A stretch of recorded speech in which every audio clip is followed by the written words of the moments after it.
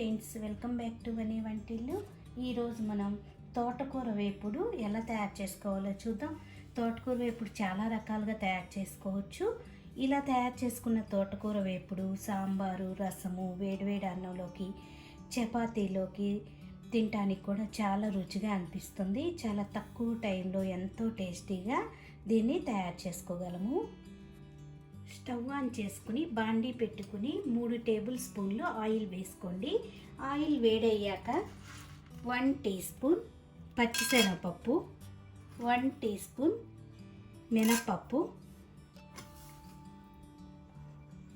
1 tea spoon ఆవాలు వేసి వేగనివ్వాలి. తాలింపు వేగిపోయింది. దీనిలో ఒక పెద్ద సైజు ఉల్లిపాయని ఇలా చీలికలుగా కట్ చేసి వేసుకోండి. ఉల్లిపాయ మరీ ఎక్కువ వేగవసరం లేదు, తోటకూరతో కూడా మళ్ళీ వేగుతుంది కాబట్టి కొద్దిగా వేయించుకోవాలి. వేగుతున్నప్పుడు దీనిలో కొద్దిగా కరివేపాకు వేసి వేయించుకోండి. ఇలా కొద్దిగా వేగాక 4 కట్టలు తోటకూరని శుభ్రంగా ఇసుక అది లేకుండా శుభ్రంగా వాష్ చేసుకుని ఇలా సన్నగా కట్ చేసి వేసుకోవాలి. నేను ఇట్లా 4 కట్టలు తోటకూర వేస్తున్నాను. ఇలా తోటకూర వేసుకున్నాక మొత్తం ఒకసారి కలుపుకోవాలి.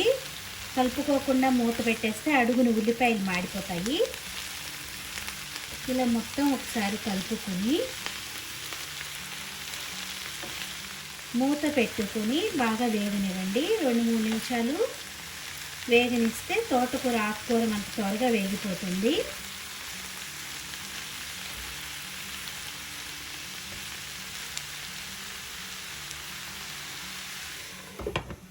తోటకూర వేగేలోపు మనం వెల్లుల్లి కారం రెడీ చేసుకుందాం. ఒక చిన్న మిక్సీ జార్ తీసుకోండి. దానిలో ఎండుమిరపకాయలు వేసుకుందాం. మీరు తినే స్పైస్ని బట్టి కారం వేసుకోండి. నేను ఇట్లా 5 ఎండుమిరపకాయలు వేస్తున్నాను.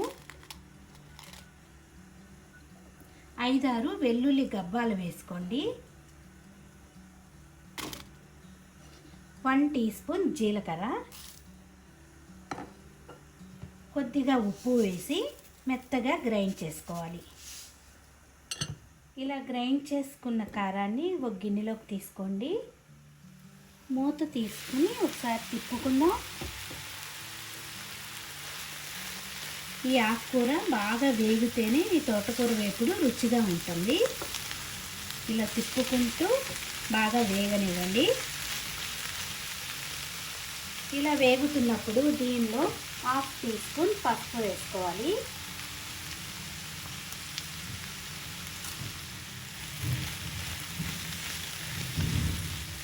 చూడండి, తోటకూర బాగా వేగిపోయింది.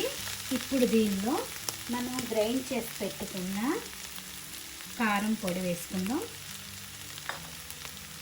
మొత్తం కలిసేలా కలుపుకొని మరి కొంచెం సేపు వేగనివ్వాలి. కూర వేగిపోయింది. ఇప్పుడు స్టవ్ ఆఫ్ చేసుకుని సర్వింగ్ బౌల్లోకి తీసుకుందాం. ఇది చపాతీ, వేడివేడి అన్నంలోకి, రసము, సాంబారు, పప్పుచారు కాసుకున్నప్పుడు సైడ్ డిష్గా తినడానికి కూడా చాలా రుచిగా అనిపిస్తుంది. ఈ వీడియో నచ్చితే మీరు కూడా తప్పకుండా ట్రై చేయండి. Thank you for watching.